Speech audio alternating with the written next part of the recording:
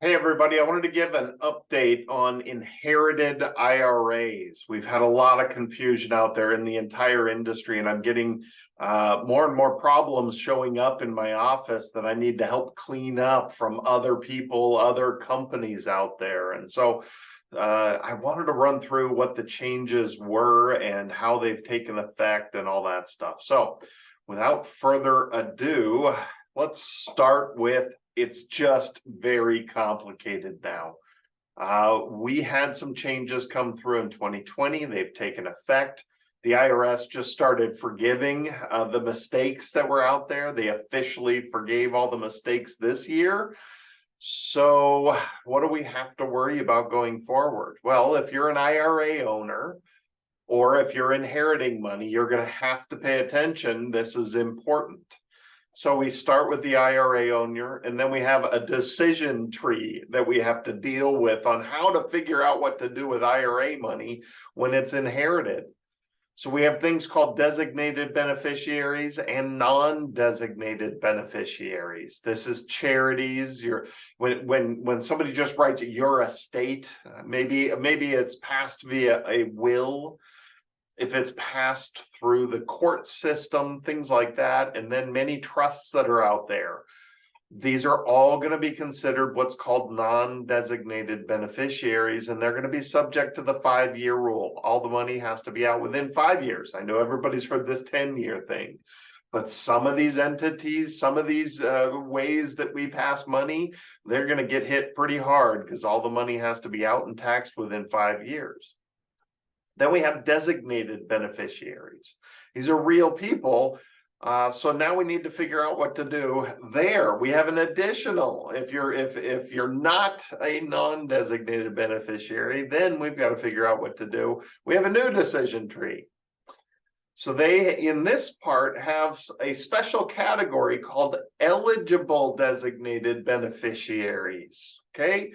So these are special cases. So we look through the special cases and say, do you apply to any of these special cases? Things like minor children or disabled people, chronically ill, gray area on a lot of that. Okay. Some states a minor is 19, some state is a minor is 18, some are 21. So we do have to look at each state now on top of this. So the IRS is working on clarification and trying to clean some of this stuff up. But we have lawmakers that made rules, and the IRS is like, wait a second, shouldn't you have talked to us first? And that's part of the problem that we're having out there right now. So some of the other ones in here, not more than 10 years younger. We just had this one show up in our office. Somebody came in because they didn't understand the advice they were getting from these other entities. I don't want to, bring up the names of all these other companies that keep messing things up. But this person inherited from their sibling, and they were within 10 years of age. And she would get special treatment if they knew about these new rules. And that special treatment is, we can go back to that old system of just required distributions. That's what we mean by stretch. Stretch just means there's a small distribution that you're forced to take out over a longer period of time. We're not forced into the 5-year or 10-year, new 10-year rule. So it's an advantage of being not more than 10 years younger than who gave you the money. Spouses have always had the special things that they could do. So not only do spouses just have to do the required distributions, but they're the only ones that have the benefit of being able to just roll it into their own IRA, their own money, assume it as their own. So spouses even have a further special treatment. And then some trusts, when written properly, can handle this. For instance, a special needs trust. We have special laws for special needs trust to make sure that money is handled properly in those situations. And then everybody else gets the 10-year rule. But here's where the problem has been over the last few years. Congress came out and changed it and said 10 years. Well, they failed to clarify that you still have required distributions in those 10 years. and the IRS has been forgiving them very quietly. And this year it started making a lot more noise. Hey guys, you're forgetting to take your required distributions. So please understand, the vast majority of beneficiaries of an IRA have to have all the money out within 10 years, but they are still subject to the old required minimum distribution system, which I'll show you next. So this is the non-spouses, and certain trusts are going to be involved here. Notice some trusts are over here, some trusts are non-designated beneficiaries, and some trusts are the 10-year rule. So boy, does this all get extremely confusing, and hopefully the IRS is going to continue to hand out more and more clarification letters. So please understand, the 10-year rule that everybody thought we just easily switched over to includes you're forced to take a minimum out every year. So let's see what that is. This is the old table. This is the old calculation. So it's very simple. For non-spousal inherited Roth or IRA money, okay, the pre-tax or the Roth money, simply find your age and corresponding divisor for your first distribution. So when the original owner passes away and you inherit it, you need to find your age in the year after they pass away, and that will be your first required distribution.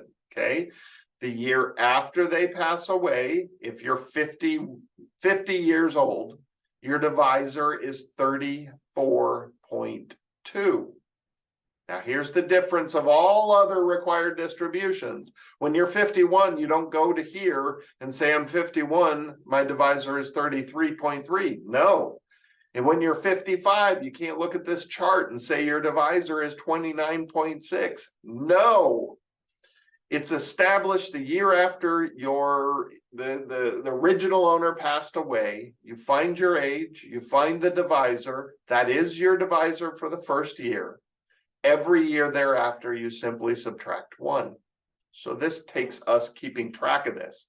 We're all praying and hoping that the IRS gets rid of the need for these required minimum distributions on the 10-year. They don't have them on the 5-year. So why we have them on the 10-year? That's the confusion. That's the problem that we have out there. So we're hoping that they change that and fix that, because this is very complicated. So what you end up doing is taking the amount of IRA money that you inherited. This can't be commingled with any of your own IRA money. You divide that amount, the value at the beginning of the year, by 34.2 in my example. So, you take the full dollar amount at the beginning of the year, divide it by 34.2, and that's what you're forced to take out at minimum. Keeping in mind that you only have a 10-year window to get it all out, so you might want to pull extra out if this is IRA money. If it's Roth, pull the absolute minimum out, and that's it. Okay. I tried to keep it as simple as possible. This is the most simple way I could go through and explain this. There are so many gray areas right now. The vast majority of us have 10 years, but we still have to take these required distributions. They forgave them in 2020, 21, 22, 23. I don't know that they'll keep forgiving them. I know that they changed the penalty down to 25% from 50%. And that's a hint that they're going to start really pushing on that and making people pay these penalties for not taking their required distributions. They have a leniency down to 10% from 25%. So there's a bunch of things that have changed, and there's tiny little nuances to this that are actually going to have a big impact. And we need to make sure that we're paying attention to this. So if you're having trouble with inherited money, give me a call. I can look through it and try to figure out exactly what you need to do. I've heard so many customer service advisors mess this up, and I've seen six-figure mistakes out there, and it's getting scary because we have kids reading answers from computer screens that don't actually know what they're talking about. And this stuff is very difficult to understand, and we have to weed through each circumstance to make sure we're doing it right so we don't get the penalties from the IRS. All right. If I can help in any way, this is a difficult topic. It's not always fun when we inherit. Sometimes we're in the grieving process and we don't care what happens, but mistakes can be extremely painful with this money. So make sure that it's taken care of properly. Give us a call, shoot us an email. I'm always happy to help with this stuff. And if this video is helpful, like it, share it, and subscribe to our channel if you haven't.